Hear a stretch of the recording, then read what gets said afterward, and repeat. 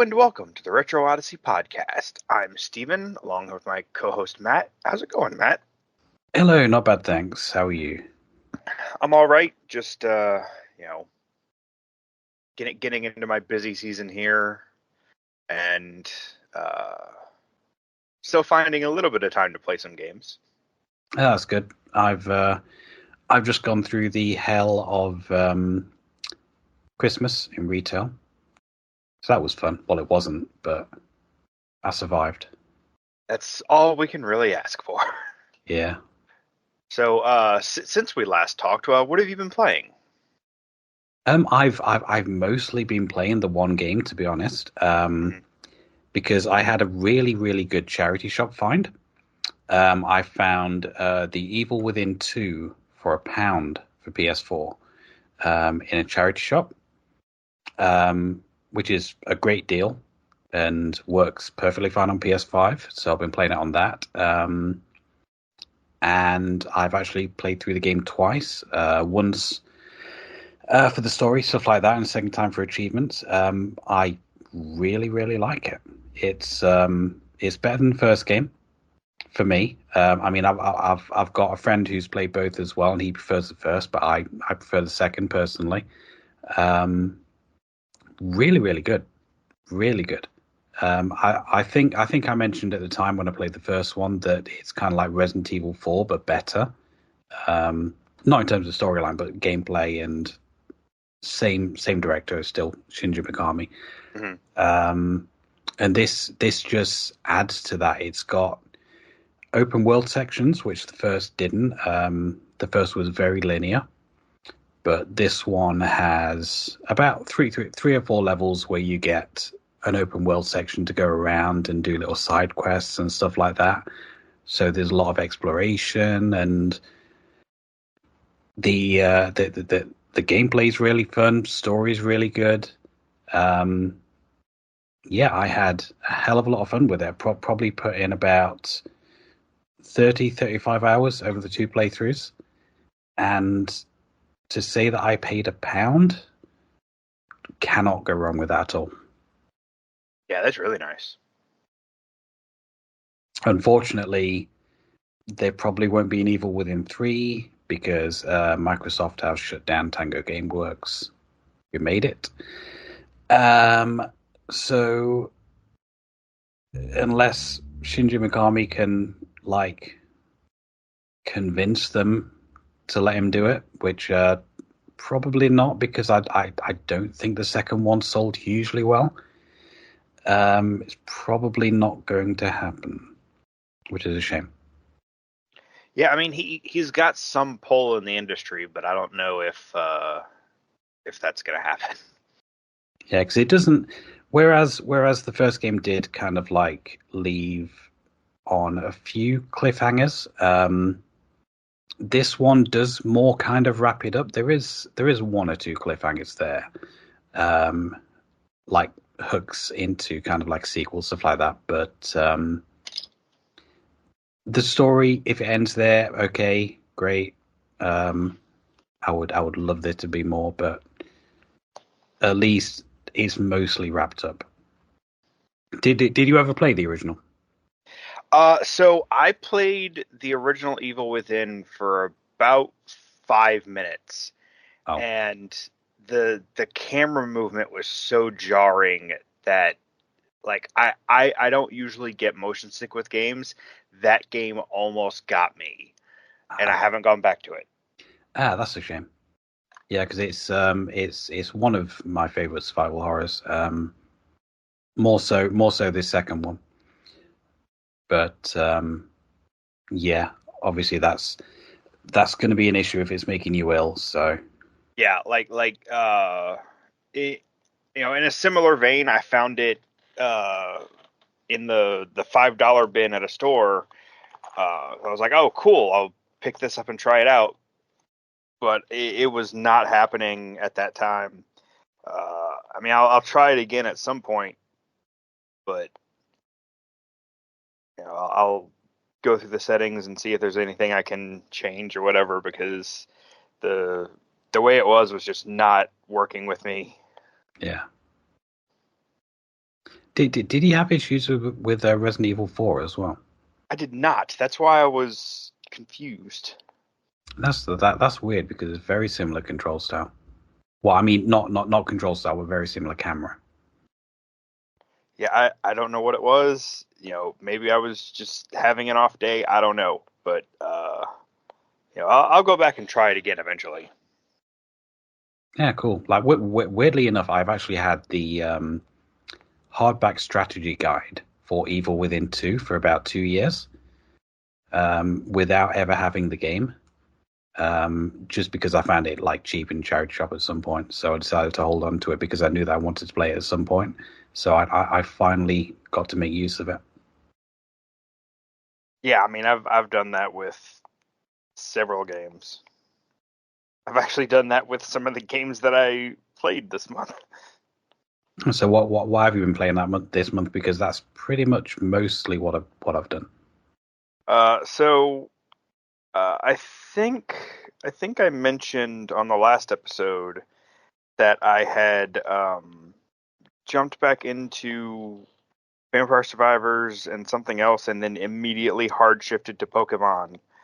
Um, and that has only continued. I have at this point played like 8 or 9 different Pokemon games.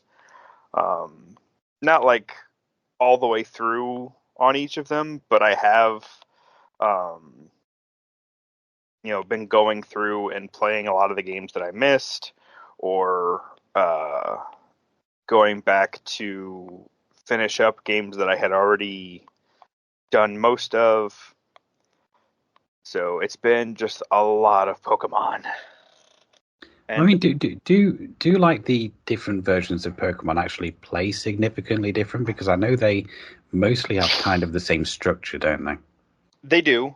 Um, I mean, it really depends on what you're looking for. So the biggest example for me of a significant difference between versions is in Pokemon Sword and Shield.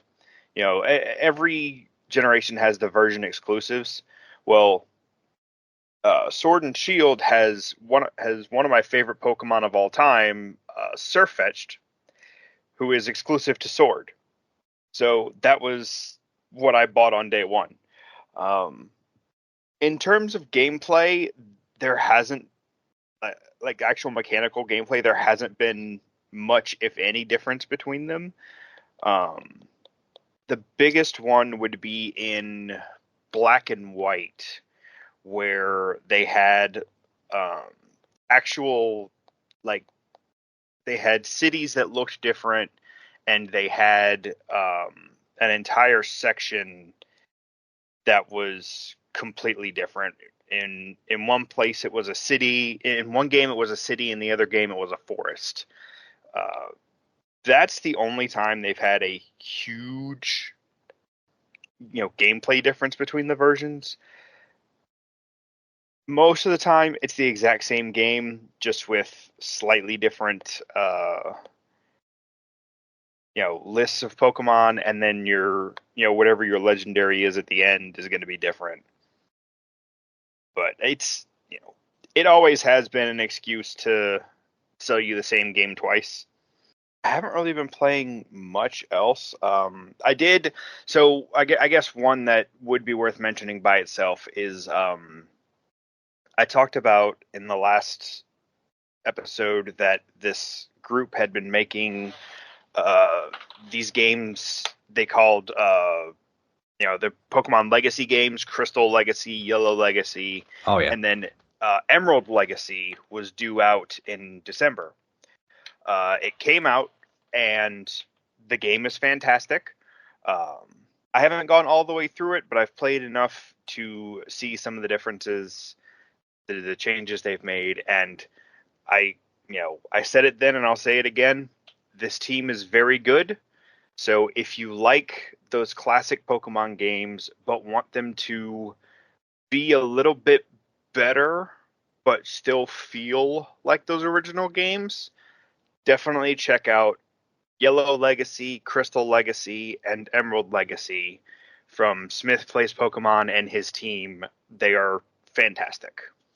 But other than that, I I haven't really been playing much else, partially because I'm so hyper fixated on Pokemon, and partially because I put a lot of time into one of our games for this episode, which we will get into when the time comes. Like I said, I've not really played much else. Well, the usual stuff. I've talked to death about Guild Wars 2, but yeah, it's mostly Evil Within 2 that I've been up to this month. Hey, there's nothing wrong with a good hyperfixation every now and then, Yeah. as long as it's a good one. And it was. Yeah, so if that's all we have, I don't think there's a whole lot of news to talk about. Like, we had the official reveal of the Switch 2, even though we've known about it for like 2 years at this point. It's I watched the trailer. It's basically just the whole thing is bigger. It now has USB-C ports on the top and the bottom, so you can charge it and use USB-C headphones at the same time. And instead of sliding in and out, the Joy-Cons like click in, which a lot of people are concerned about. But we'll talk about all that in the next episode, because by then we'll have the full Nintendo Direct that reveals all the details. Yeah. When is that direct? That is February 6th, I believe. February 4th. Actually, wait, hang on. Nope. Sorry, Is it today? I am an American and read the date backwards. It is April 2nd, Oh 2025. no, we'll all be dead by then. Yeah, sorry, I am an American and read the date backwards. Yeah, so April 2nd, 2025 is when we're getting the big Nintendo Direct for the Switch 2. So once that comes out, we will talk about the whole thing then. Yeah, cool. So, shall we get on to the main topic then? Yes, we shall.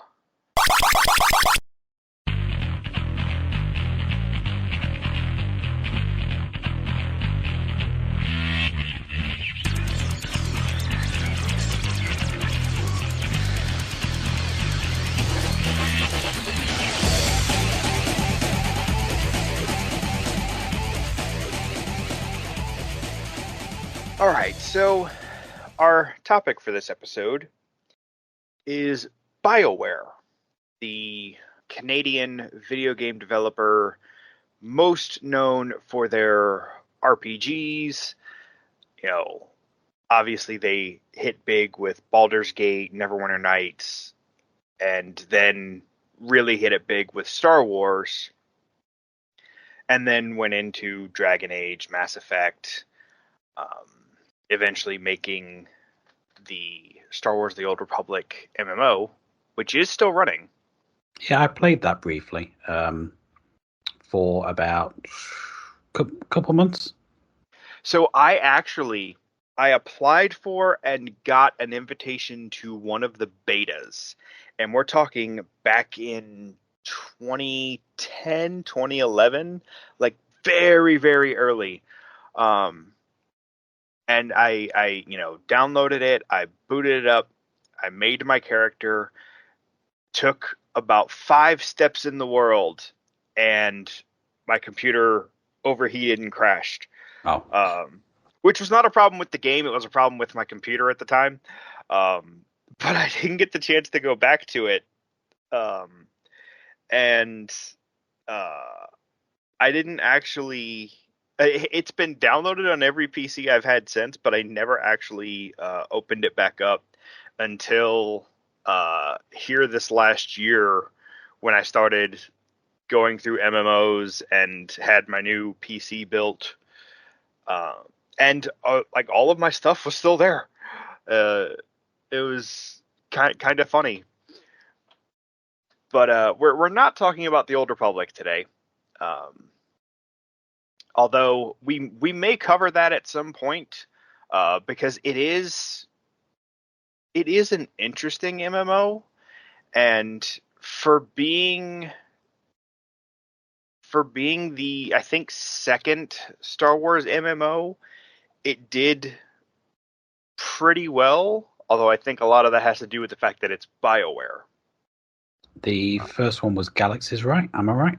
Yeah, I'm pretty sure, unless there was another one before that. But that was not BioWare, and that's probably part of why it's not around today. Well, I think Galaxies also came out during the big MMO rush right after WoW. So it's in WoW's graveyard. A lot of games are. Whereas Star Wars: The Old Republic came out in 2011, so that was far enough from WoW's initial boom that it wasn't directly killed by WoW and thus has survived.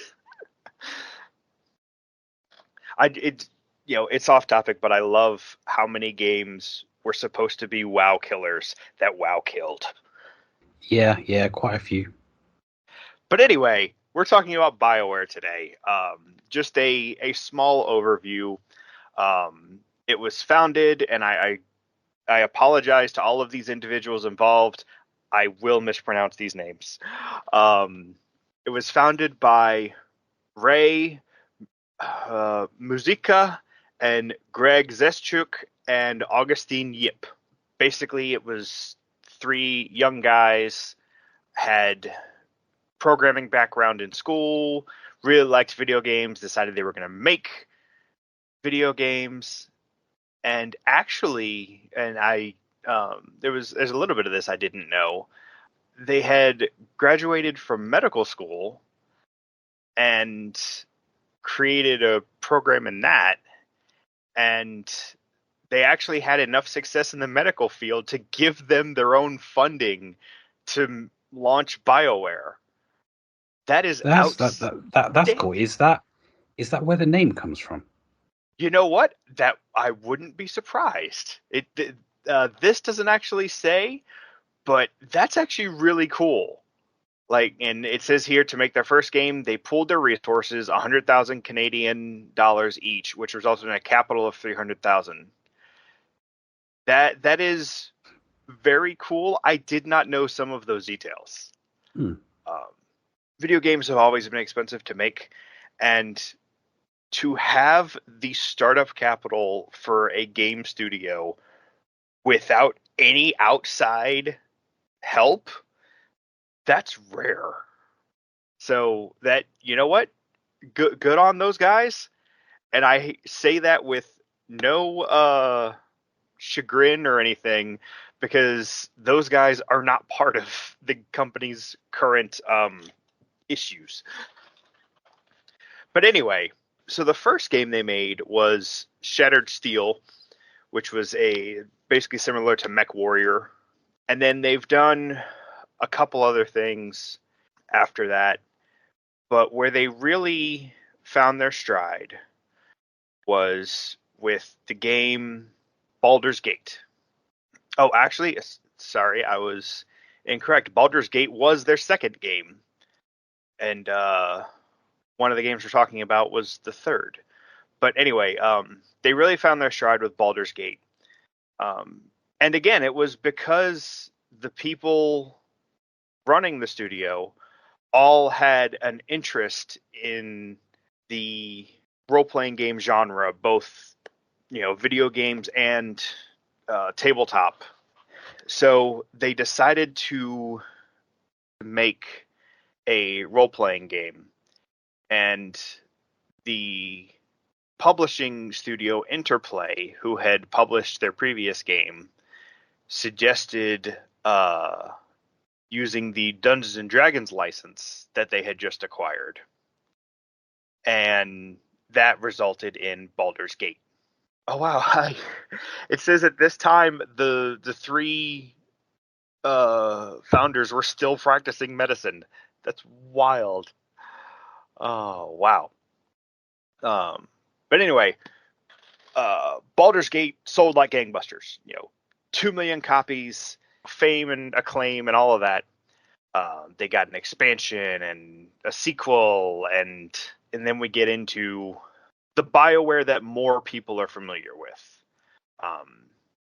Because like there's a lot of older folks that if you say Bioware, the first thing they think is Baldur's Gate, because those games were so popular back in the day. But as someone who came along just a little too late, I didn't play them until I was already an adult. I didn't play them until, the late 20 teens, maybe even 2020s. But they took the lessons they learned from Baldur's Gate and basically just went on a tear, making all kinds of things. A lot with the D&D license, and even more than the D&D license, there were several of their games that under the hood were still those D&D rules. And we can get into that with one of the games. But after really establishing themselves, they made it big and eventually were bought by Electronic Arts. It was one of those acquisitions where they were owned by EA, but they still had their own name. They were still BioWare, and the various studios were, BioWare Montreal, BioWare Austin. It was basically just ownership, not a full, they weren't fully changed. And the first game released under that, that new era was Mass Effect, which is a massively successful game, one of my favorites. And then from there, it's, it basically everybody knows how it goes from there. They release Dragon Age Origins, they make Mass Effect 2, Mass Effect 3, Star Wars The Old Republic, Dragon Age 2. And they just, took off. And there were controversies here and there. A lot of it was focused on Mass Effect, and at least early on, a lot of it was just pearl clutching. There was some legitimate stuff about Mass Effect 3's ending, but The big thing of note is that in 2012, the two founders, Ray Muzyka and Greg Zeschuk, announced they were retiring from the game industry. So this is when we see, some of the other heads take over, and later we had, the original creator of Mass Effect leave, the writer of some of the games left and came back. So there was a lot of turmoil at this point, leading to Anthem, which was just a whole mess in and of itself. But yeah, so where we are now is they've just released Dragon Age the Veilguard. It's doing decently well, I think. I mean, there's always people being ridiculous about things they don't like about the characters. But from what I've seen this time, it's a lot more of the outrage tourists, as some people call them, and not a whole lot of good faith criticism. But yeah, so the BioWare was a giant of the RPG genre, and unfortunately now they have kind of fallen out of favor with a lot of people, but they still have some presence in the industry. They are still releasing games. And I personally, as a fan of BioWare and a lot of the games that they made, I hope to see them improve and get back to the way they were before. But I also understand that, it is not the early 2000s anymore. The game industry and, the entire world has significantly changed since then. But at least we still have some of those great games they made in the past that we can play whenever we want. Yeah, I mean, my personal introduction to Bioware was with Dragon Age Origins, which I picked up back when it came out, and I loved the style, setting of the game, everything like that. Really, really, really wanted to get into it, but the combat threw me off. That strategy style combat and issuing commands to your party and stuff like that.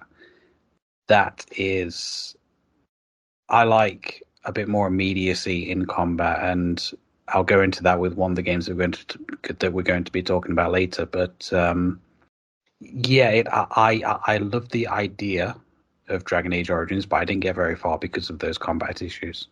Yeah, and that's something that they worked on over time, because I mean the Baldur's Gate and a couple of the other early ones were very turn based. Like even when you get to Knights of the Old Republic, it is still hit, wait, hit, wait. So there's a lot there of, if that's not your thing, it's understandable. That's just kind of how a lot of their games were at the time, partially because of being so heavily ingrained with D&D at the time, and how D&D is still very turn-based. Although these days it's more of a necessity because of how much stuff you can do in a turn. Yeah, so I can definitely understand that, and it's something that when they got to Mass Effect, they were working on having that more real-time combat, but you still had like actions to choose. And then I think when they got to Mass Effect 2, they really hit that balance between active combat but still having commands you can issue. I remember bouncing off the first Mass Effect because I didn't like the combat in that either. I guess I just don't like Bioware combat in general. Well, so if you bounced off the first Mass Effect because of the combat, I would, unless you really don't like third-person cover shooters, I would suggest trying Mass Effect 2 or Mass Effect 3. I'm not really a fan of cover shooters, to be honest. Right, so that's the whole thing. In that case, Dragon Age. I haven't played Dragon Age, so I'm not sure if Dragon Age 2 and Inquisition are more real time in the combat.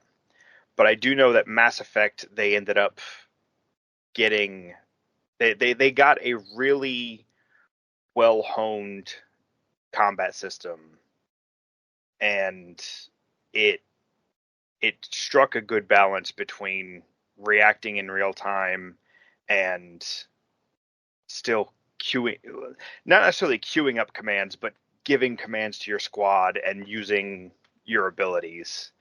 I mean, I think by the time we got to Anthem, it was that kind of stuff was completely gone. Like, I think Anthem was just pure real-time combat. I mean, I haven't played a lot of it, but it's I mean, Anthem is supposed to be like Destiny, but it's not as good. But of course, Destiny isn't as good as it used to be either. So anyway, going back to the early days of BioWare, we're going to talk about one of their earlier games. It is, in fact, their third game. It is MDK2, a sequel to the third-person action game MDK for the Dreamcast. And then there were, other platforms later. But this was kind of out of their wheelhouse, and I didn't know this at first, but I'm not surprised to hear that MDK2 really came about because they wanted to make uh, a sequel to Shattered Steel, but then it was decided to make MDK2 because MDK2 was published by Interplay, and they had that uh, working relationship with Interplay at the time. So, unfortunately, in my opinion, MDK2 is not a highlight of BioWare's portfolio. I'll be honest, I was curious about this game, and when we played it for this, I was like, okay, I can kind of see, what they're doing here, but I did not like it. Like, I don't know, It's shit. yeah, It is. like it doesn't feel like a BioWare game. It, the tone is all over the place. Like I appreciate them trying to set up the comedic tone early, but they've also got some of those elements trying to make it seem more serious. I don't know. You know, it's a mess, and I have only seen about the first 45 minutes of it because despite starting from the beginning 3 times, I would always end up in a room with some big dudes and nowhere else to go. I think I know which room you got stuck in. Um, is it the one where there are the room kind of like curves around, and there's one big dude about halfway through the room, and another big dude standing in front of a door at the end? Yep. Yes. After you've killed those dudes, you've got to go around onto the upper platform, and there is a little hole in the wall where you can shoot a lock, and that will open the door. I didn't even see that. It took me a while to find that because the game doesn't telegraph stuff properly. And Yeah, that would let you into the next room. because like I followed that path because there was a pickup at the end of the path, which I mean, I guess fair dues on that. They put a pickup in the spot where you need to go, but I did not see that. Yeah, because the hole isn't actually anywhere near the pickup. It's like the hole is like halfway around that curve. Oh, jeez. Okay. And it's easy to miss because everything in this game is kind of like a really drab kind of color palette. Yeah, the color palette and the textures just was not doing this game any favors. No, so yeah, you're not missing much. To be honest, it doesn't get better. Well, it does actually get a little bit better, but then it gets worse again. So basically, I played about 3 levels, probably about an hour and a half. So the first 3 levels, you play as a different character in each one. So it's basically like a third person shooter. It controls quite well, except when you need to go into kind of like sniper mode, and you have to kind of like you can't move when you're in sniper mode, and it takes like your whole screen, so you'll often be getting shot while you're trying to snipe something, which is annoying. But you have a level playing as that main guy. I forgot his name. I don't really care. And after that, you play as this dog who has 4 arms, and he has like a gun in each arm. Now that is actually, I thought at that point, okay, this game's actually getting good now because this guy is just blowing away like everything that he comes across. But then you get into like a really, really big room with like barely any enemies, and it's just boring. You're running over to one part of the room, killing a couple of enemies, running over to the other part, killing a couple. Nothing's really a threat. You have like mini bosses at the end of these levels as well, but they're not really much of an issue. And Then you get to play as the professor guy. He's like an old guy. You've got to go around just collecting random stuff from around his house, and you've got to combine them in different ways. It almost becomes kind of like an adventure game. I was gonna say, And this is the point and click adventure section. yeah, and the bit where I fell off, you pick up a leaf blower at one point, and for some reason you don't have a gun to kind of like kill the enemies. So you're using this leaf blower to like blow them around, and it turns almost into kind of like pinball because they bounce off everything. So I was blowing these guys around for like ages and not really knowing what to do because the next area wasn't opening up. Oh, Um, until I accidentally blew one near this piranha plant that was in the corner. And when you do that, the piranha plant will eat the enemy. Um, and then so I figured, okay, I've got to blow all these enemies into the piranha plant. Spent about another 5 minutes trying to get them to where I needed to go because, like I said, it is kind of like pinball, and they will bounce off every surface hmm. and just go everywhere. And if you don't blow on them for like a few seconds, they'll go back into like their combat mode and start shooting you, and you don't have any defense or attack other than this leaf blower. So after 5 minutes of that, I rage quit, and I did not go back to it because it annoyed me, and I didn't want to play anymore. Hmm. The once I'd kind of like sorted out all of the controls and stuff like that, because it is an old game. I had to customize the controls quite a bit to get it feeling decent. Movement and general combat is fine in terms of controls. The one thing that a third-person shooter needs, and this doesn't have, is a crosshair. And Yes. it is you just do not know where you're shooting at all. It's not like, Resident Evil 4, the weapons have like laser sights. So you know where you're shooting, and regular weapons have crosshairs and stuff like that. But nothing in this has a crosshair until you go into sniper mode, and then you can just it works similar to like GoldenEye's sniper mode, where it kind of like goes into like this different screen, and you can zoom around and move the thing around to make your shot, while you're still getting shot at the same time. Um, but the lack of a crosshair on normal combat is unforgivable, and it makes it really difficult.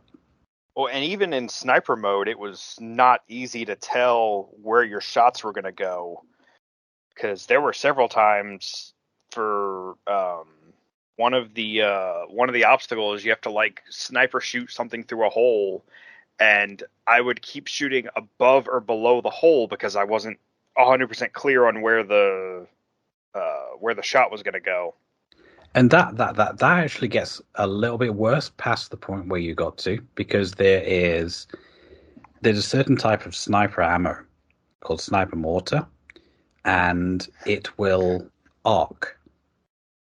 And there is a part where you need to aim it in such a way that it goes into like this glass container kind of thing. But basically, the enemies have got glass all around this platform, and there's a little hole in the top.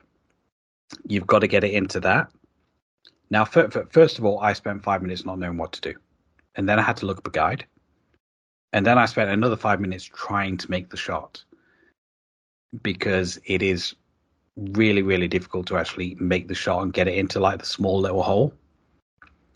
So yeah, that sniper stuff does absolutely get worse. Yeah, so it wasn't great. I and this is one of those games where I was having to actually, well, both games had this, but I was, the first couple times I went in, I was constantly flipping back and forth to, double check what my controller's buttons were set to, and then go in and check what the controls were, and just go back and forth trying to get a workable control scheme out of it. and this one was a little bit easier to do that with, but only because the other one is more complicated in the number of buttons you use. But like, it didn't feel very good. Like you could move around fine, and the shooting was okay some of the time, but it just I wasn't a fan. Um, No, and like I said, it doesn't telegraph stuff. So that's why you got stuck. That's why I got stuck a couple times and had to look it up. Um, a third person shooter needs to kind of like an action game needs to kind of like keep the pace going, and putting like a puzzle in your way but not telling you how you're supposed to solve the puzzle mm, is kind of like an unforgivable sin for that. It's like it's fine having puzzles in games, but you need to know how you're supposed to reach the conclusion to this puzzle. How are you right. supposed to get the answer? And And then you work it out. you also have to establish that it's that type of game. Like, for example, you know, going into a Resident Evil game, I know I'm gonna have shooting sections and I'm gonna have puzzle sections. Yeah. And that's fine because it's well established that that's how those games work. And despite what uh, one of my former roommates says, the puzzles are all logical in their solution. Um, They are more. I mean, some of them are stupid as shit because it's Resident Evil, right. and a lot of Resident Evil is stupid as shit. But But there's a difference between having a goofy solution and just being flat out incorrect, which is what they assert. oh yeah, they do make sense in a stupid sort of way. Yeah, I mean it's a goofy series, Yeah, and you know, unfortunately, that's not where BioWare's strength lies, in my opinion. Or at the time, that's not where their strength was. They are at their best with a game where the characters think they're in a serious environment, but there's little hints of comedy sprinkled in that sometimes they know they're making a joke, sometimes they don't. But in terms of tone and establishing the setting and establishing what the game feels like, this was kind of all over the place because it was this is very, very dangerous, but also we're making wacky jokes. yeah. Not none of the jokes were funny. Yeah. It's not like a game with similar kind of like irreverent humor. No One Lives Forever. Mm-hmm. No One Lives Forever is funny, Yeah. and it has like a very similar kind of humor. But in this it just lands flat. Well, and that's I don't want to disparage them on our episode about them, but well, actually, I don't even know if Zuschek was one of the writers, so yep. I was gonna say No One Lives Forever had better writers, but no, I think No One Lives Forever had a more consistent, uh, like their world building and their writing was more consistent, whereas this feels very 90s random after the 90s have ended, Yeah. and it's not quite getting there. One other thing I wanted to bring up as well is the audio mixing is terrible. Oh yeah. Like you often can't hear what the characters are saying because of sound effects, Mm-hmm. and the music ends up getting buried and sounding muffled. You can change like the volumes of each of these things around like however you want, but there are there is a conversation where the professor speaks to an alien, and the alien is speaking in English, but I couldn't make out most of what he was saying. because of the audio mix and the fact that the audio recording was like kind of muffled, and you've got like half muted music in the background, and it's not good music. I'm not really like an EDM fan, but this is kind of like generic EDM that you're hearing like throughout the game, and you can barely hear the music. It just sounds muffled, and the sound effects just kind of like take over the entire audio mix, and voices just get lost in the confusion, and it just sounds bad. It looks bad, and it is bad. Yeah. So I guess the takeaway from this is, play Resident Evil, play No One Lives Forever, don't bother with MDK2. Yeah, pretty much. I regret buying this on GOG. Yeah, like I already had it because I at one point had planned to do a whole like video essay thing about BioWare and do like a separate video on each game. I might still do that at some point, but like it if I didn't have other plans for it, I also would have regretted that I spent money on this, cuz damn. And again, like, you can do what this game was trying to do and do it better, cuz I mean, you are very much more versed with Resident Evil than I am, but just in the games that I have played, you can feel the tension in Resident Evil. You can feel, this place is dangerous. But then, you also have You Are Almost a Jill Sandwich, which I don't care what anyone says, that line is still funny. Yeah. So it is possible to balance, this is a big threat and comedy. This game did not do that well. No. So instead of just going on and crucifying this game, we're going to just move along and go on to talk about our second game, which is a much, much better game. Yeah, definitely. So we will take a short break and be right back.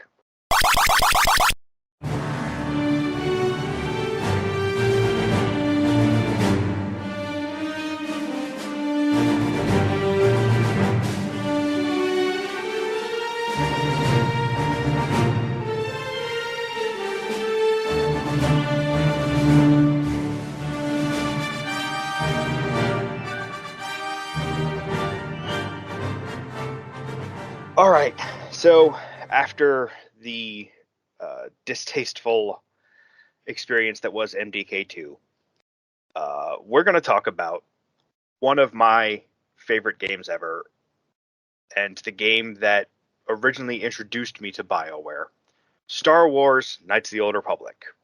And this is one that we almost don't need to talk about it because everyone knows about it. Even if you weren't into Star Wars or into RPGs, you had heard about this game. I mean, this game won, like, I want to say the factoid on the box that they would give you is like, won 40 Game of the Year awards. Like, this game was everywhere for good reason. Around this time, Star Wars games were doing pretty well, and this was like the peak of the Star Wars games in that era. So had you played this game before we did this? No, I had not. This was my first time checking it out. I'm generally not into like Star Wars extended universe stuff. Mm-hmm. I'm the kind of Star Wars guy that I like the films. I've watched a couple of the TV series. Like for me, the peak of Star Wars is Andor, which is excellent. Films decent enough. Other than that, not really into Star Wars. So I hadn't really played much of any of the games really. I mentioned earlier I played a little bit of the Old Republic. That was basically because a lot of my friends were kind of like leaving WoW, and a lot of them moved over to there. And I tried it out for a little bit, but I couldn't really get into it, so I ended up going back to WoW. And it's one that I've never really gone back to, even though I'm assuming my account's still there, but it's not something that I'm looking to go back to. I played a little bit of Battlefront, the PS2 one, or was it Battlefield? I don't know, one of the two. Battlefront. Battlefront, yeah. I played a bit of that multiplayer on PS2 back in the day, and I enjoyed that, but like not because it was a Star Wars game, just because it's like quite a fun game to play multiplayer. Yeah. Aside from that, no, just not really played much in the way of Star Wars. So this was my first experience. Okay, so I love this game. Like I said, this was my introduction to Bioware games, and I have played this game so many times. And so, not to get too deep into mechanics here at the top, but there are essentially 4 general playthroughs to be done in my mind: light side male, dark side male, light side female, dark side female. There isn't a ton that changes between those, but there are some little character interactions that are different, and there's romance options. So in the pursuit of doing those 4 playthroughs, I have, played this game, I don't know, probably like 15, 20 times. Wow. I have only successfully gotten through 2 of them. Because I would always ADHD out before I finished. But the game itself is it's really compelling, and the story is really good. And this is where, I suppose it really started with Baldur's Gate, but this is where they had Drew Karpyshyn come in, who was one of the guys that wrote a lot of the Star Wars Expanded Universe novels, including a couple that I'm very fond of. But, he then went on to be the writer for Mass Effect, because Mass Effect was essentially, let's do KOTOR again, but in our own universe. So this game really set that standard of BioWare games have fun gameplay and great story, in some kind of combination. And I mean, the other ones, Baldur's Gate was fun too, but Baldur's Gate was much more story heavy than gameplay. Like there's a lot of gameplay to do, but it's not as fun because it's, 1995 and RPGs are, they're still figuring out how to translate them to video games. But with this game, it came out for the original Xbox, and I want to say there was a Windows version at the same time. Yeah, so Xbox and Windows in 2003, and then there were iOS versions, Android versions. There's a Switch version that was released in 2021, and the Xbox version is playable on basically every Xbox system: 360, Xbox One, Xbox Series, all of them through their backwards compatibility. And I can say it works pretty well with the backwards compatibility, because that's how I've played this for, a lot of my playthroughs. I think there was even a version on Kindle at one point, but I'm pretty sure that's long gone. How does it play on Kindle? Probably the same way it does on iOS and Android, where you're just tapping on things instead of clicking them. I mean, I guess it must be certain versions of Kindles, because like mine is like the black and white one that doesn't do a lot of pictures very well. Yeah, Yeah, no. This is you know, I'm pretty sure it would only work on the Kindle Fires, Yeah. the tricked out ones that are they're less e-readers and more tablets, but those are the only ones that I've had because I use my we all use our Kindles for way more than just books. Um, but yeah, I mean, from what I remember, that version worked pretty well. So I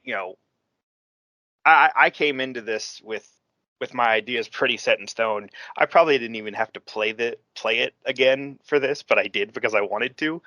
But what did you think for it being your first experience?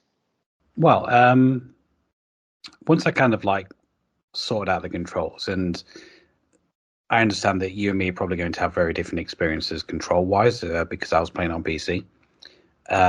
Once I'd worked out like all the key bindings that worked for me, it worked really well, and I was getting into it. I had the caveat where in order to kind of like click on certain things on the screen, you've got to like right click, which unlocks the cursor, and then click on certain parts of the screen that you want. And you can't like move your character while you're doing that, which kind of took me out of it. And also, I had issues with the combat where you have it's another one of those stop start kind of things, and you can give commands, and you click on an enemy, and you take a shot, they take a shot, etc., stuff like that. Aside from those two caveats, I love this game. Like it's I I didn't get super far. I put like a few hours in, but I loved the the story, the combat. In spite of those issues, I still felt was kind of engaging. As soon as I figured out that I could dual wield blasters, I was like, yeah, let's go. And I started doing that, and I just kept them like for my entire run.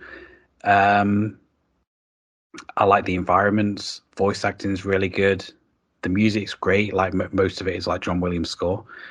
Yeah, I had a really good time, kind of like going around this world. It reminded me of Oblivion Hmm. in that you can just go around, you can talk to anyone. A lot of them will have little side quests for you, um, and you can spend hours going around just doing like side quests without even like engaging with the main plot. And there seems to be a lot of different ways that you can get objectives done. Like in order to get into the lower city, I believe you can either get authorization papers or you can get Sith armor. I ended up getting the Sith armor by paying this lady a lot of money for like an invite to a party where she was just going to get all the officers drunk and then you could just steal the armor.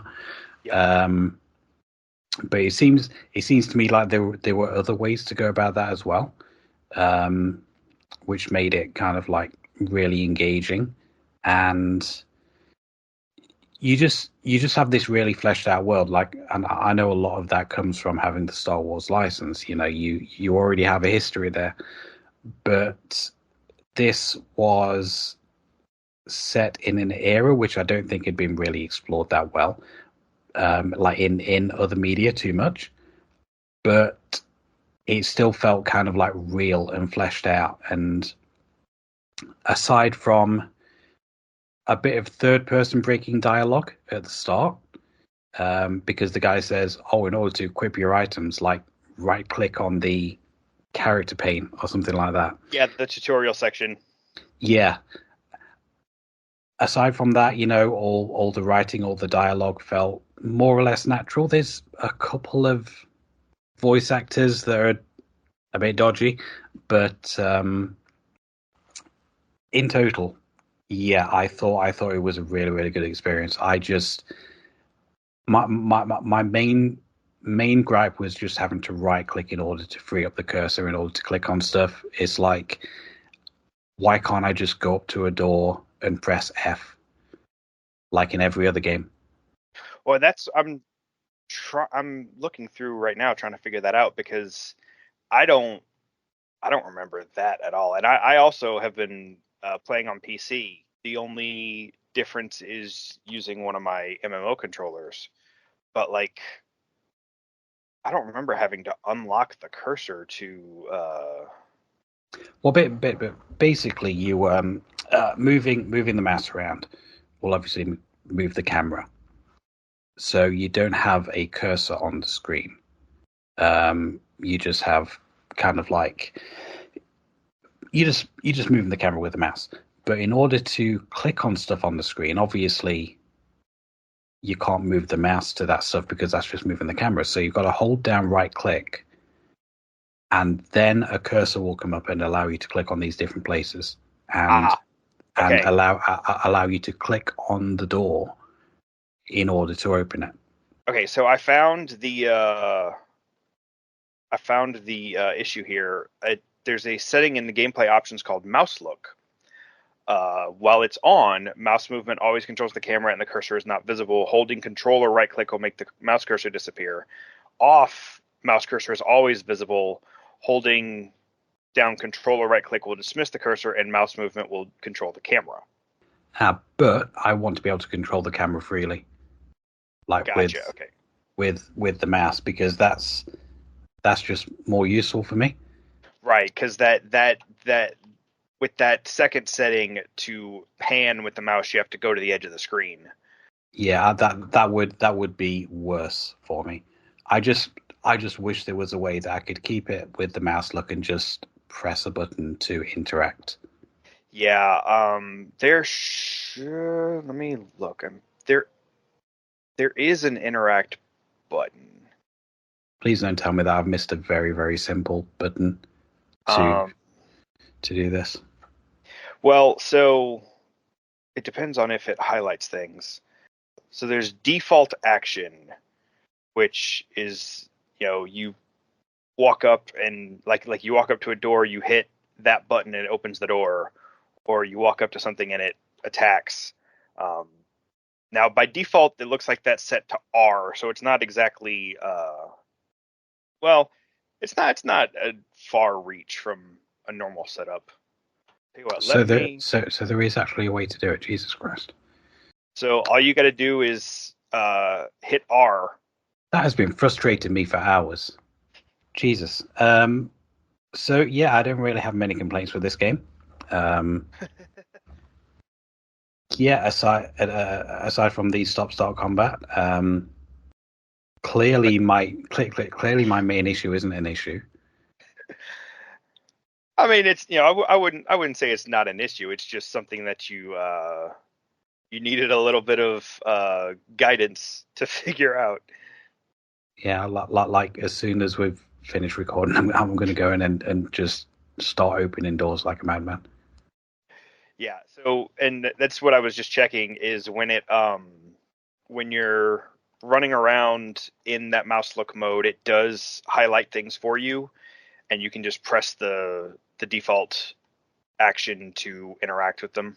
So yeah, that will take care of that issue for you. Um, what I did was I just I've got my Final Fantasy MMO controller, so I was using the stick to move, and I set it up so that the camera pan buttons were left and right on the stick, and then I have like my strafe is somewhere else because I'm always running with lightsabers. I'm not strafing, but yeah. Well, I did want to talk about the combat a little bit because this is one of Bioware's games that under the hood is basically Dungeons and Dragons D20 system. Like this is basically D&D third edition, but with Star Wars. Yeah, it was basically kind of like miss, hit, miss Yep, kind of thing. Yeah, basically dice roll kind of stuff. yep. That is 100% what it is. It is all dice rolls all the time, and uh, I mean it's hidden well. Like I would say this game hides it the least because you still have all of your normal stuff. The the traditional stats from D&D: strength, dexterity, constitution, intelligence, etc. You've got fortitude, reflex, and will saves. Like, it's all there, but it is possible to ignore it and just play it. Now, you do still have that turn-based nature, and then, anytime you level up, you're like picking feats and powers and stuff. But that part is not that far from some of the other Star Wars games at the time, because the Star Wars Dark Forces series, which became the Jedi Knight series, in those, when you became a Jedi, you would start picking powers like you do in this one. So in that regard, the picking skills after every level up wasn't that unusual. But I as someone who was already playing D&D at the time, it was very easy to look at this and see the bones of D&D that were there. But unlike a game like, say, Neverwinter Nights, which would have your dice roll results on screen, like you basically had the chat box in an MMO on screen, and it would have your dice rolls in it. So this doesn't go that far into showing, and as a result, it's easier to forget that you're basically playing that D20 system. The only time it really became apparent for me was in I was playing the arena, and I believe the second opponent, most of my shots were missing. And I thought to myself, okay, there's definitely some dice roll going on here that's making my shots miss. I would hit maybe like 1 in 5 shots. So I figured, okay, clearly my stats aren't really good enough to kind of like hit on all of these shots. That's the only time, or rather the first time, that I really noticed it. I think that is a credit to the game, because like I said, I was already playing D&D at this point. I played Neverwinter Nights specifically because it was a D&D video game. But there it was, like I said, there it was very, very obvious that it was D&D and you were doing all the D&D stuff. Whereas here it's Star Wars and it's a little bit less obvious. There's still some stuff if you know what to look for, but I mean, you could do auto level up every time. That's what I did. Yeah. And I mean, I never do that, but that's because I'm obsessive about, my character builds and stuff. But you can totally do that, and it's totally viable. So you can play this game just like it's a regular, RPG that doesn't have D&D under the hood. And I think that's kind of impressive. Yeah, that's essentially how I was playing it. I was kind of curious because I only played as a soldier. Mm-hmm. Is the combat significantly different for the other classes? So it can be. This is a good time to get a little bit into the story. So you start the game, you pick between the soldier, the scoundrel, and the scout. The soldier does best up in melee. I was using range the whole time. Or if they're spec'd a particular way, they can be good for range. Like Karth is a soldier, but he is geared for dual wielding pistols. So that it can be done. I would always run in with the soldier, but that's because that's at the time when I was 14, that was the kind of characters I played. But so you start and you go through the tutorial section, you go down to the planet, and then you're doing all this stuff to find a character and escape the planet. And once you go to the next planet, you meet the Jedi Council and find out that, you are able to use the Force and you become a Jedi. So at that point, you have the choice of either going through with a lightsaber, because you can now use one, or just being a Jedi with a gun, which is, totally a thing. Yeah, that's probably that. I'm kind of like addicted to my dual wield pistols now. And that's fine. Like, this is one of the few games that made being a Jedi with a gun viable. It's another way that it gives you options, and I think a lot of that is.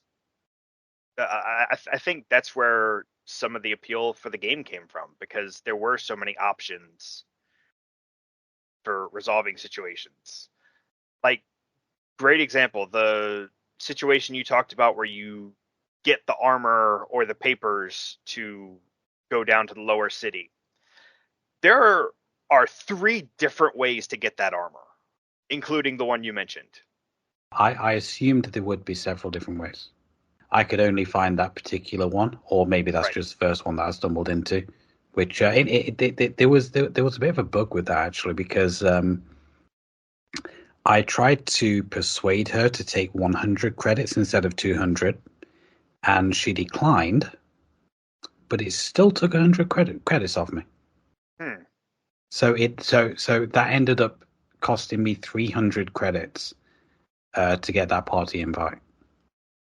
I know. I really like the options that you have, and some of that comes from the light side dark side dynamic, which, like most binary moral choice systems in games, isn't perfect.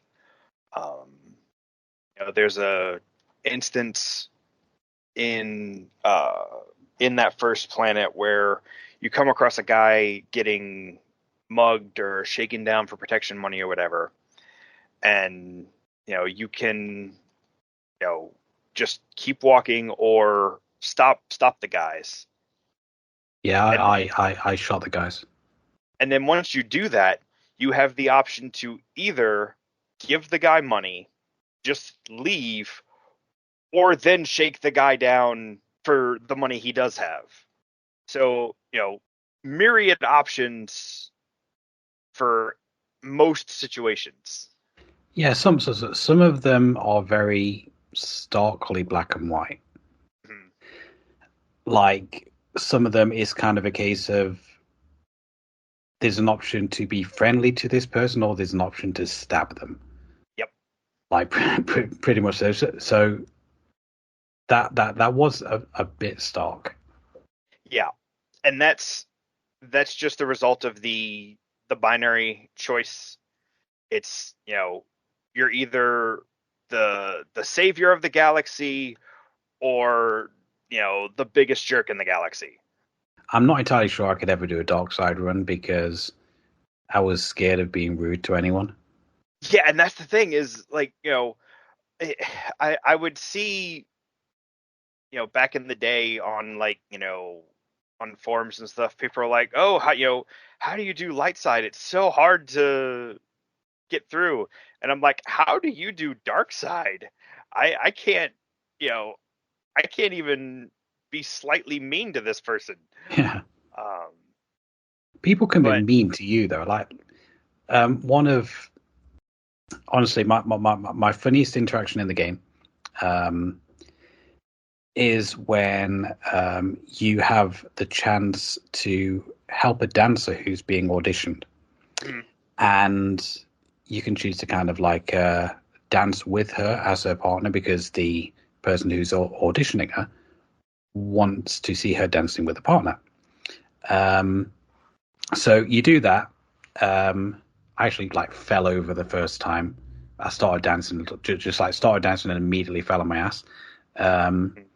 But I ended up kind of like doing a successful dance, and she got hired to this dancing troupe. And then she said to me, "I would hug you, but you're kind of beneath me now." yeah. So I'm not going to. I thought I just help you get this job. That's kind of mean. Rude. Yeah. Yeah, so people can definitely be mean to you, but I still can't be rude to them back. Mhm.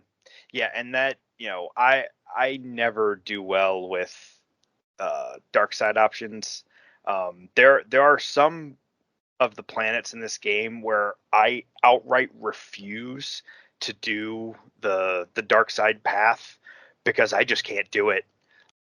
I mean, I don't want to go into like spoiler stuff, but you know, when it comes to the point of enslaving an entire race or not doing that, I'm Mm, gonna not do that. yeah. So yeah, the moral choice here was not great, but I mean it was still early days for this kind of thing. Yeah, so how many planets actually are there? So there's the first planet you land on, then there's the planet after that where you run into the Jedi, and then from there you get the big mission, which takes you to four other planets, and then there's a bit in between some of the planets where you're on uh, one of the big bad ships, and then there's another planet at the end where you go into like the end of the game and all that stuff. Wow, so I'm still really early in the game then. Yeah. On the PC version, there is an extra planet, which is less of a planet and more just, two rooms with a super expensive shop. But that is exclusive to the PC version. I am playing on PC, but I'm still really early. Basically, where I got to the Undercity, Yeah. which is obviously you start in the upper city, then you got to do a bunch of stuff to get to the lower city, then you got to do a bunch of stuff to get to the Undercity. Um, and I started talking to this lady, and she said I need to talk to this old fella. And that's about how far I got. Mm-hmm. Um, but it was probably about 3 hours. It took me maybe three and a half Mm-hmm. to get to that point because I was doing like side quests and kind of like running around like exploring and doing all this different stuff as well. So yeah, I'm not particularly far. Just for some perspective, I am currently at 22 hours and 10 minutes, and I have finished two of the planets and done a little bit of stuff on the other two. I'm probably about halfway through the third planet, and then I've got like a small fraction of stuff done on the fourth planet. And that's 22 hours to get to that point. Wow. But that is running around doing side quests, finding the edges of the maps, finding all the stuff, because this is a very good example of the if you look everywhere, there is stuff to find. Um, I see. This is why it took me 15 years to complete Oblivion mm-hmm. because like you said earlier, it's kind of like an ADHD simulator, and it's like, oh, dragons are attacking the world, but there's a shiny thing over there. I want to Meteor look at the can shiny thing. Meteor can wait. I have side quests to do. Yeah. Yeah, so the second planet, there's these big open plain. Well, I say open, open for this game. These big plains that you go through, and part of it is getting from one place to the next, but like you go all the way to the back of one of the sections, and there's a cave with a whole bunch of crystals that you can put in your lightsaber, and like that's something that they actually hint at in the game. Like somebody will say, "Oh, I heard there's caves on this planet with lightsaber crystals in them." So, unlike MDK, this game will telegraph some things, and Hmm. then there's actually something worth getting at the end of it. While I remember it, while we're talking about side quests, there is one side quest that I didn't get into. What is the card game like? Because Okay, I didn't interact with that at all. so have you ever played Blackjack? Yes.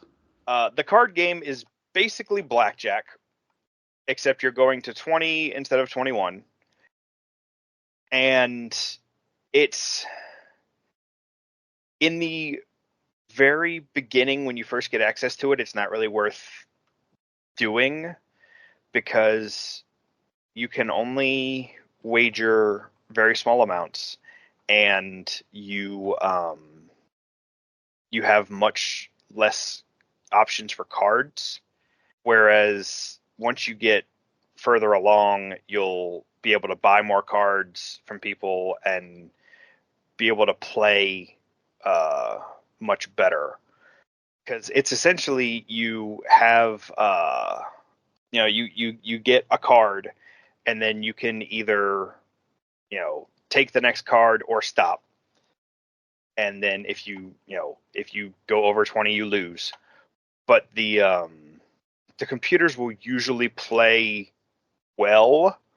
It's not worth doing early on, but once you get more cards, it's worth digging into if you enjoy that kind of game.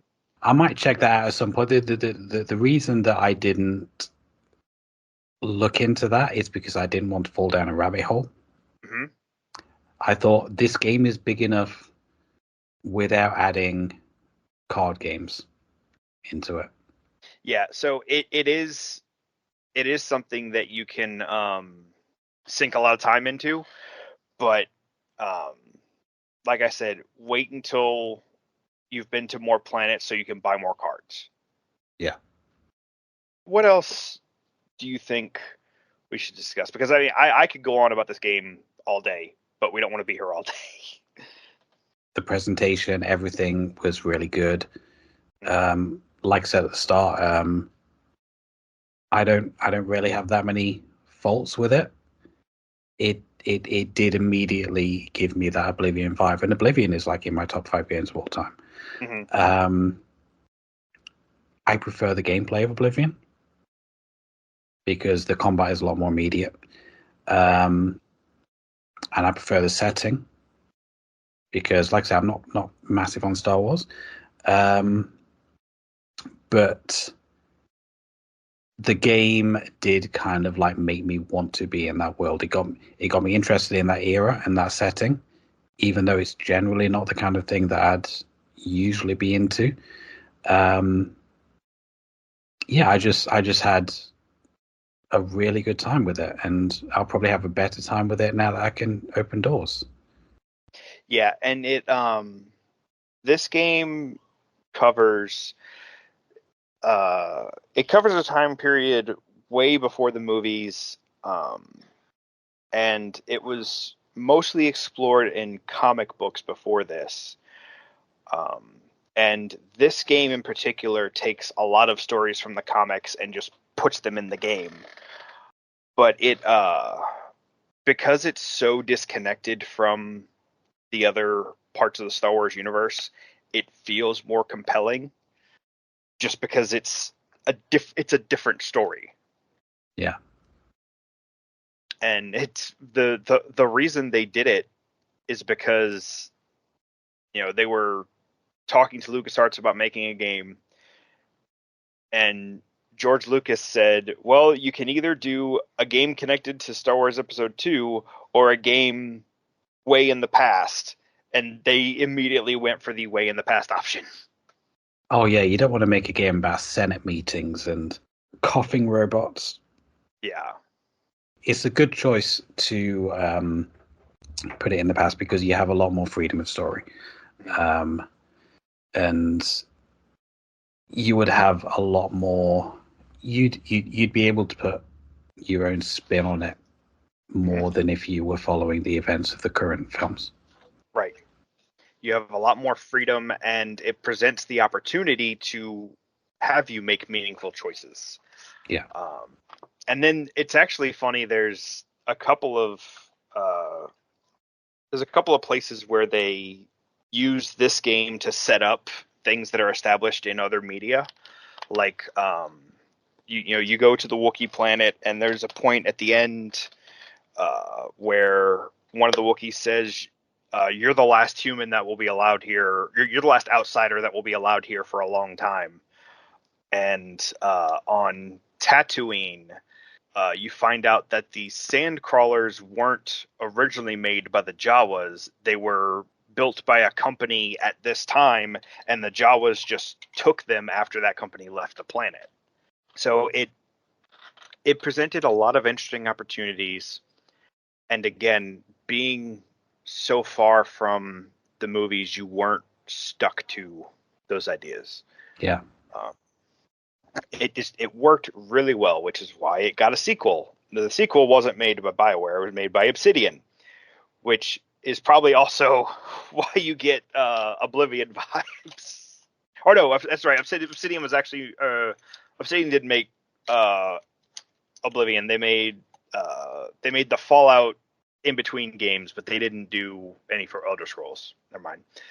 Was it New Vegas they did? Yeah, they did New Vegas. Yeah. Because I had a very similar experience with Outer Worlds when it came out recently. Well, I say recently, that was like 6 years ago, but I was getting very strong KOTOR 2 vibes from it, where everyone else was talking about New Vegas. So yeah, there's a lot of crossover in these types of game. It just depends on what you like. I personally have always been a huge Star Wars nut, so these games appeal to me more than some of the original settings. Sometimes those original settings are great, like Mass Effect, but it just depends on what you're into. Yeah, and it like I say, it definitely did drag me into that setting and make me feel invested in it. Whereas I may not have watched a series set in this time or read a book set in this time or what have you. Mm-hmm. But just down to like the quality of the game itself. Yeah, it just drew me in. Yeah, and that the story of the game is why I want to play through the Old Republic, because they BioWare has essentially said, instead of getting KOTOR 3 and 4 and etc., you're getting Star Wars The Old Republic. It's, essentially the sequel to the Knights of the Old Republic series. I've heard there are a lot of balance issues in that since they introduced Jedi. I mean, there are, because Jedi always unbalance everything. But from what I've heard, the initial stories for the base game were just so well done that's why it was able to keep going after that initial burst, because the stories were good enough that people wanted to come back and play them. That again comes straight from the original games. Like the story in KOTOR and KOTOR 2 is fantastic. And yes, KOTOR 2 was made by a different developer, but I want to say Drew Karpyshyn was still involved, but I'm not 100% confident on that. Actually, I don't think he was. I think they had a different writer, but they used a lot of stuff established in the first game. The story is fantastic, and the gameplay, while it does feel a little off when you're used to something more immediate, but it's still engaging enough to carry. And the character interactions they alone are almost worth the price of admission. Yeah, I loved that bounty hunter who would just count like 1, 2, 3, and then that was my first death in the game, because I thought, okay, it's given me 3 dialogue trees in order to change this guy's mind. Mm-hmm. That's not how it works. Nope. You can't change it. He will just kill you after 3. And yeah, that was like my first death in the game. So I loved that guy. And once you get more party members, depending on what party members you have in your party together, they'll have little interactions and sometimes they'll get into arguments or they'll come to an understanding. They interact with each other and not just your dialogue trees with them. It's once again, this is proto Mass Effect. This is Mass Effect before Mass Effect. I can definitely say, like, I'm definitely going to be playing more of this. It may take me 15 years to finish. Who knows? But yeah, I'm definitely going to keep this one installed. Like, MDK2 is already gone. Yep. But this, I will definitely kind of like dive more into this. It's the stat stuff kind of scares me a little bit, but there is the auto level up kind of system there. Mm-hmm. It is a bit more stat heavy than I would usually like. But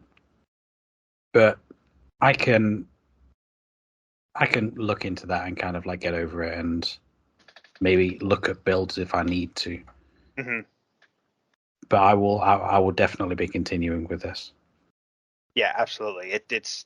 It's well worth it in my opinion, and yeah, the stats can be overwhelming if you're not used to it. But I do know one way that it's a little bit easier to reduce that workload is to manually do your stuff, but auto level everyone else. Because at the end of the day, you are the one that matters. Because there's a lot of times where you were by yourself with no companions. So that is one option you can take if you want to dig into it a little bit more, but not all the way. I've not actually been leveling up my companion. Shit. I should probably look at that. Yeah, you got to level everybody up.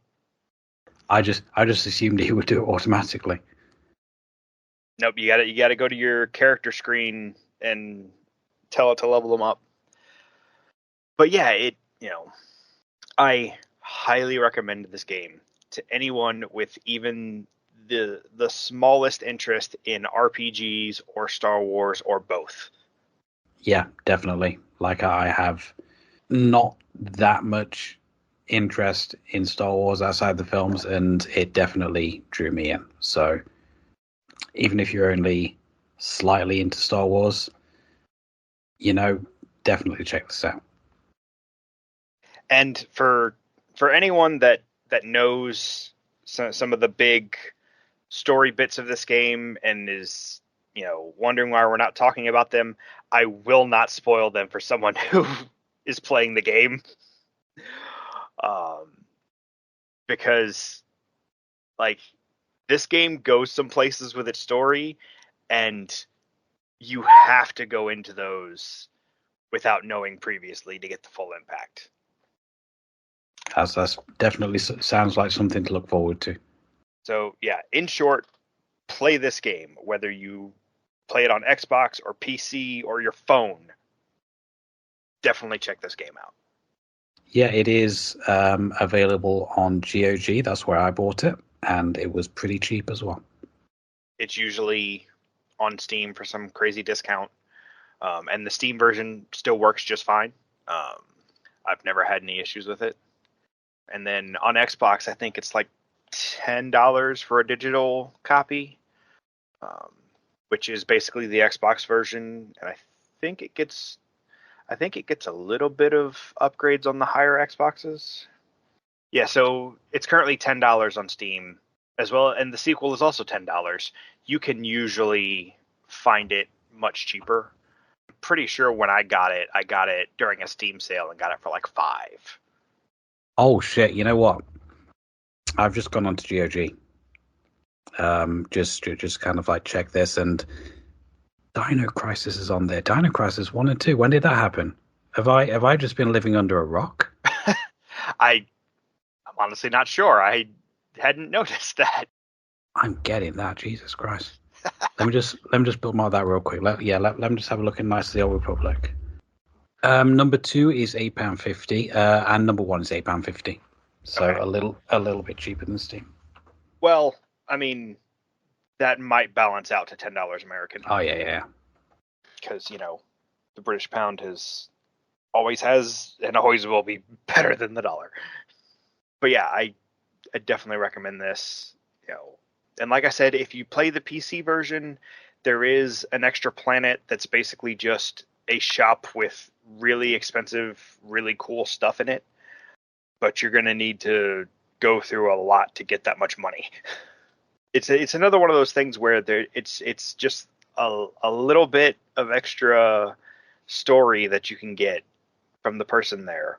That he tells you a couple of things that are there's hints to other places in the game, but he gives you like a big lore dump on certain things. So even then, a world that's basically a shop also has some story to give you. Mm. I cannot recommend this game enough. It is, in my opinion, one of BioWare's best, because like even though Mass Effect, essentially this is like the spiritual predecessor to Mass Effect. Mass Effect didn't have the benefit of Star Wars, so there were things they could do with this that they couldn't do with Mass Effect. And there's good and bad to both of that, but this game has an Aerith dies moment in it, and very few games have that. I'm actually shocked that I know you're not super into Star Wars, but it is surprising to have someone not know what's coming in this game. Yeah, like I say, it may take me years to get to it yet. So, I mean, I'll let you know when I do, definitely. And you'll know when you get there. Mm. But yeah, I'm gonna say we should go ahead and call it, because otherwise I will just sit here and gush about this game for 3 hours. Yeah. So we're gonna take a short break and then come back to wrap up. Okay, cool. All right, so that is our episode on BioWare. Obviously we have a bunch of other games that we'll cover from this from these fine folks. I will say we'll definitely get to Mass Effect at some point. Other than that, I can't say for sure. But it's there were some very, very good games by these guys back in the day, and like I said before, I sincerely hope that we can get back to where they were at that time. I'm not optimistic, but I would like to see a return to the kind of games they used to make. And even if they don't, they have that legacy there. So, I mean, I don't think we really have anything else to say. Apart from the fact that, like, holy shit, Dino Crisis. Yeah, I mean, outside of everything else. When did that happen? I have no idea, because I'm not usually cruising GOG for games. Most of my games on GOG nowadays come from Prime Gaming freebies. But all of the comments on the store page are from today. So this came out today. Oh wow! So yeah, everybody go to GOG and buy Dino Crisis, because yeah, Dino Crisis 1 and 2 is in this bundle for £15.29. Yeah, so go do that. Dino Crisis is great. It is Resident Evil with dinosaurs. Yeah, fantastic. Like I do know Dino Crisis is fantastic, so go check that out. Yeah. And while you're there, pick up Knights of the Old Republic. Yes. But yeah, so we will be back in a couple of months with another episode for you. Until then, we'll just say goodbye. Goodbye.